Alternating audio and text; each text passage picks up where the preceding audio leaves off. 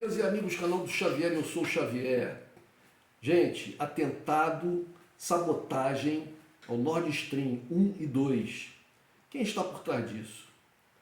Quem é interessado que o Nord Stream, estaria interessado que o Nord Stream 1 e 2 cessassem suas atividades? Quem poderia estar interessado?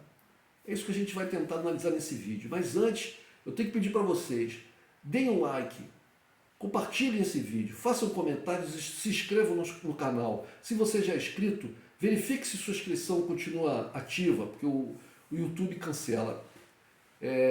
Gente, esse canal precisa crescer, esse canal precisa ter algum retorno para que a gente possa continuar fazendo esse trabalho. Portanto, é muito importante que você, se gosta, se interessa pelo que eu falo aqui, pelo que eu falo aqui, dê essa força para a gente. Dê um like, não custa nada, é só dar um joinha aí, compartilhe, né? Também é só clicar no compartilhar, mandar para alguém que você queira informar, né? Que você queira mostrar esse trabalho que é feito aqui. Faça a sua inscrição, também é super rápido. Toque lá no sininho, peça para que todas as que você seja notificado de todos os vídeos novos, né? E faça um comentário. Faça um comentário. Pode fazer um comentário contrário às minhas ideias, contanto que não tenha ofensas pessoais, que não tenha agressões, ou palavreado sem sentido, como algumas pessoas colocam. Fora isso, tudo é bem-vindo. Eu gosto de uma polêmica, gosto de discutir assuntos, e preciso até que você, que está me escutando agora, que você contribua com as suas informações, com as suas ideias, para que isso aqui não seja uma coisa só minha, seja uma coisa de todos nós. Todos nós, eu que falo aqui, vocês que assistem, possamos todos nós construir esse canal. Ok, gente? Bom, dito isso, vamos ao que interessa. Há tempos atrás, há meses atrás, o Biden falou que o Nord Stream 2 não ia continuar. O Nord Stream 2 foi uma iniciativa do governo alemão, juntamente com o governo russo, tratativas que foram feitas na época da Angela Merkel, né, com o Putin, contrariando as insistentes afirmações dos norte-americanos, as insistentes pressões dos norte-americanos junto ao governo alemão para que não levasse esse projeto a cabo. No entanto, o Nord Stream 2 era a complementação necessária para a Alemanha da oferta de gás russo que já existia a partir do Nord Stream 1, mas que não estava sendo suficiente, né, para a demanda alemã. Então o Nord Stream 2 vinha fazer a compensação disso, né, e dar para a Alemanha, entregar para a Alemanha uma tranquilidade maior no campo da energia, né, do poder energético, para poder mover as suas indústrias, para poder aquecer os lares das famílias alemãs no inverno, né, para levar a eletricidade para as casas e para as indústrias, para mover a economia alemã. E os alemães, mesmo sob toda a pressão, apesar de toda a pressão americana, levaram a cabo. Mas os americanos não ficaram nada satisfeitos, não ficaram nem um pouco satisfeitos. E, bom, enquanto isso, né, apesar do Nord Stream ter sido construído, né, para completar o Nord Stream 1, a questão da pressão dos Estados Unidos através da OTAN junto à fronteira russa, principalmente com a Ucrânia, com o governo da Ucrânia, com esse governo do Zelensky, né, que foi a culminância do processo de transformação da Ucrânia num país anti-russo. Bom, esse processo todo vem ocorrendo desde lá da queda do presidente ucraniano, que era pró-russo, que teve que fugir para a Rússia, e tudo que aconteceu na Ucrânia desde então, né, com a ascensão de grupos neonazistas, com o assassinato de pessoas lá no prédio do sindicato, queimadas vivas no incêndio provocado, perseguição de pessoas de fala russa, de etnia russa dentro da Ucrânia, né, principalmente nas regiões de Donetsk e Lugansk. Tudo isso levou ao evento do dia 24 de fevereiro, quando a Rússia vai e entra na Ucrânia para proteger essas populações e para proteger o seu próprio espaço vital contra um processo que estava transformando a Ucrânia num proxy americano que teria armas nucleares, laboratórios de armas químicas, tudo ali na fronteira da Rússia, bem pertinho da Rússia, a uma distância muito pequena de Moscou, por exemplo, para um míssil, para um armamento dessa natureza. Então a Rússia não encontrou outra alternativa senão invadir aquela região. E que não aconteceu no dia 24 de fevereiro, de uma hora para outra. O Putin vem avisando, reclamando, falando que esse conjunto de circunstâncias não podia continuar, que isso tinha que ser interrompido e tal, chamando os países europeus e americanos para negociação, pedindo negociação, mas os americanos e os europeus fingiram que não era com eles e aí acabou acontecendo a invasão. Pois bem, de lá para cá a gente sabe do que tem acontecido, a questão do gás, né? Os europeus se dobraram às pressões americanas e aos interesses americanos e endureceram muito fortemente com a Rússia, levando a cabo uma campanha de demonização da Rússia e do Putin por causa da invasão, transformaram a Ucrânia quase que como o centro da Europa, né? E isso tudo que a gente tem visto aí nos últimos meses, né? Desde fevereiro para cá, já estamos aí há meses e meses de guerra, uma guerra que parecia que ia ser rápida e não está sendo. Muitos dos comentadores e analistas ocidentais, a grande maioria deles, se não a totalidade, sempre seguindo as diretrizes políticas, ideológicas e estratégicas dos respectivos comandos militares e de inteligência dos Estados Unidos, da Inglaterra e da OTAN, vendem para o público, passam informações que não são exatamente as mais verdadeiras, as mais fidedignas. Transformaram as coisas numa outra coisa. Transformaram a realidade numa outra coisa. Isso que eu acabei de narrar para vocês agora foi transformado em uma outra coisa. A Rússia, um país que é o culpado total e absoluto, porque invade uma nação democrática, onde o seu povo, por livre e espontânea vontade, escolheu um determinado caminho, e a Rússia, contrariando os preceitos da geopolítica, das leis internacionais, toda essa retórica. Pois bem, dito tudo isso, eu pergunto para vocês, quem poderia estar interessado na interrupção total do funcionamento dos dois gasodutos? Quem poderia? Porque a Rússia vendia gás para a Europa e com o Nord Stream 1 e com o Nord Stream 2 para a Alemanha, nomeadamente, e com o Nord Stream 2 venderia mais gás, né? Um produto natural da Rússia, né? da Rússia, e que a Rússia vendia para a Europa em grandes quantidades e em vultosas somas de capital, obviamente, né? A Alemanha consumia muito e pagava muito, apesar desse gás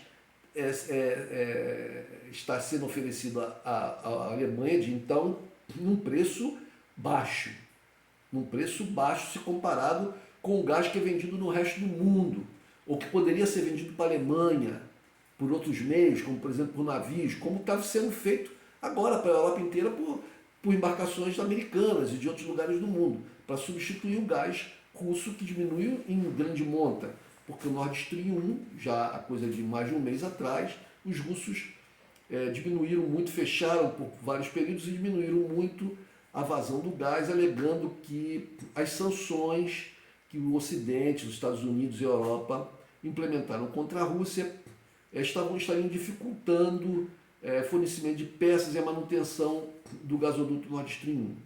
E isso, alegando isso, os russos fecharam por vários períodos e tal, e portanto, estava muito diminuída essa vazão de petróleo. O Nord Stream 2 não foi sequer colocado em funcionamento. Prontinho, novinho em folha, todo construído, faltava só a inauguração, mas a Angela Merkel saiu do governo, entrou esse governo atual que tem esse chanceler, o Olaf Scholz, e eles não autorizaram o funcionamento do gasoduto. A Alemanha e a Europa inteira, desde então, passa aí por uma crise forte com relação à questão energética, porque o gás vindo da Rússia era fundamental para uma grande parcela desse consumo de gás, né? E isso fez com que os europeus, num desespero aí, tenham implementado várias medidas de racionamento, de contenção, de gasto de energia, etc. E passaram a comprar gás muito mais caro, o que encarece os produtos finais, porque isso pesa na contabilidade das indústrias, né? Um país como a Alemanha altamente industrializado. Juntando-se a isso, a gente tem todo um cenário aí de secas terríveis na Europa, né? Com rios com níveis baixíssimos, lagos e lagoas também, né? Com culturas agrícolas sofrendo, por exemplo, uma notícia recente que está aí na internet, né? Que diz que, por exemplo, a produção de azeite vai sofrer, no mundo, vai sofrer uma perda muito grande, porque a Espanha, que produz 1/5 de todo o azeite do mundo, por causa da seca severa, vai ter uma queda muito grande na produção. E isso quer dizer o quê? Que o azeite no mundo inteiro vai aumentar. Vai aumentar. Uma outra notícia que eu vi recentemente é que a Europa, nos últimos 7 meses do ano, essa medida foi feita em julho, né, teve um déficit nas suas transações comerciais, ou seja, nas trocas comerciais, a Europa, a União Europeia, teve um déficit de bilhões. No ano passado, ela teria tido um superávit. Esse ano, nos 7 primeiros meses, até julho, já está constatado um déficit. Eu vou ver aqui se eu consigo encontrar para vocês. Olha aqui, então eu encontrei aqui a notícia aqui no jornal Expresso de Portugal. Deixem só aqui a notícia abrir aqui. União Europeia, com déficit comercial de 244 mil bilhões de euros até julho desse ano. Até julho. Né? Nós já estamos em setembro para outubro. Então, agosto, setembro, já tem 2 meses a mais para serem contabilizados aqui. Com 244 bilhões de déficit. Aí vem a notícia aqui embaixo. Nos primeiros 7 meses do ano passado, 2021, a União Europeia tinha registrado um excedente no comércio internacional de bens. De janeiro a julho deste ano, apresentou um déficit de 244,2 bilhões de euros. Uma grande medida disso é por causa da energia, estão pagando mais caro pelo gás. Mas também existem outras circunstâncias. A guerra na Ucrânia dificultou muito as exportações da Ucrânia, que é um grande produtor de grãos também. O óleo de girassol é um grande produtor de girassol, e o óleo de girassol, que é muito consumido na Europa, encareceu muito. Depois houve um acordo, né, com a Rússia, e que está valendo até hoje, um acordo feito entre a Rússia, a Turquia, a ONU e a Ucrânia, e possibilitou a saída, o escoamento pelo mar, pelo porto de Odessa, de navios carregados com os grãos que já tinham sido colhidos na Ucrânia. E a Rússia também teve facilitado as suas exportações que estavam sancionadas. Mas a coisa não ficou como era antes. A coisa não ficou como era antes, até porque o único porto da Ucrânia que ainda está em poder da Ucrânia é o porto de Odessa. Os outros estão todos nas mãos dos russos. E não são por esses portos nas mãos dos russos que está saindo a produção ucraniana. Ou seja, então a gente tem na Europa o Brest, que aconteceu aí outro dia, a pandemia, que aconteceu aí outro dia, as secas violentas e as queimadas que estão acontecendo, terminaram há pouco tempo aí. A seca ainda está lá. As queimadas parece que já deram uma parada. Né? Aí você tem as sanções contra a guerra e depois as sanções. Aí vem a crise energética derivada também da guerra. Os europeus estão brincando com a sorte. Uma outra matéria do Expresso, eu não sei se consigo achar aqui, gente. Vamos ver aqui. Portugueses mais afetados pela crise. Essa matéria é do Jornal Expresso. A primeira que eu li também é do Jornal Expresso. O Expresso de Portugal. Diz o seguinte. Portugueses mais afetados pela crise já querem que a guerra acabe, mesmo que isso implique cedências à Rússia. Ou seja, mesmo que isso implique ceder à Rússia. Em outras palavras, fazer acordos com os russos, entregando para eles alguma coisa, né? Ou a retomada da venda de gás como era feita antes, né? Ou seja, a reabertura do Nord Stream 1 e Nord Stream 2, ou a entrega dos territórios ucranianos que eles já tomaram, o término de sanções, alguma coisa. Os portugueses já estão ficando desesperados. E vejam, senhores e senhoras, que estão me assistindo, Portugal é o país mais distante do conflito. Portugal não é um país que tenha um déficit ou melhor dizendo, uma demanda de gás como tem a Alemanha, como tem a Itália em relação ao gás russo. Eles não têm esse problema tanto. O inverno no Portugal é frio também, obviamente, mas não é tão frio como na Alemanha, também tem isso. Né? O Portugal não tem a mesma industrialização que tem a Alemanha. Mas Portugal é um país que depende muito da Alemanha. A Alemanha é o país mais poderoso da Europa, da União Europeia, é o país mais rico, é a fábrica da União Europeia. Né? Existem outras regiões industrializadas na Europa, sem dúvida, na França, na Itália, etc., na própria Espanha, né? Mas a Alemanha está muito na frente. Portugal tem uma relação de trocas comerciais muito alta com a Alemanha. Investimentos alemães em Portugal são muito altos. A distribuição de recursos na União Europeia, ora, ela sai dos lugares mais ricos e vai para os mais pobres. O lugar mais rico é a Alemanha. Portugal estaria entre os lugares mais pobres da União Europeia, não mais pobres do mundo, da União Europeia. Então, se a Alemanha entra numa crise profunda, Portugal é arrastado também. Essa crise profunda ainda não aconteceu, mas os sinais são muito grandes da própria Alemanha. Eu vejo canais de pessoas que vivem na Alemanha, brasileiros, ou mesmo alemão, ou mesmo alemães que vivem lá, e que estão falando coisas que no supermercado estão sumindo, os preços que dispararam, o medo, as pessoas estão com medo de uma guerra. Né? A coisa do Putin falar em armas nucleares, e americanos e ingleses estão dizendo que a primeira-ministra inglesa disse que é blefe, que eles estão blefando, que os russos estão blefando. Gente, esses caras não entenderam ainda. Eles estão pensando, os americanos, os ingleses e os europeus subordinados a eles, estão pensando que estão lidando com o Iraque, que estão lidando com a Líbia, que estão lidando com o Sudão.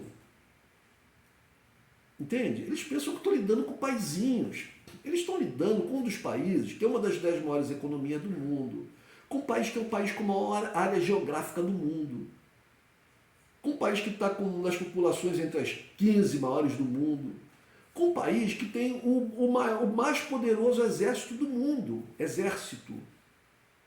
Inegavelmente. As pessoas ficam inventando mentiras quando dizem que não, mentiras, tipo assim, meias verdades. A Rússia está perdendo a guerra, porque a Rússia não está tendo armamento para repor na guerra, porque os russos perceberam que não era fácil. Gente, uma guerra, os russos fazem guerra, fazem guerra desde o Império Russo, lá do século XIX, que eles disputavam a região dos Balcãs, do Oriente Próximo ali, com a Inglaterra e com o Império Turco-Otomano. Os russos, gente, passaram o século XX quase que todo,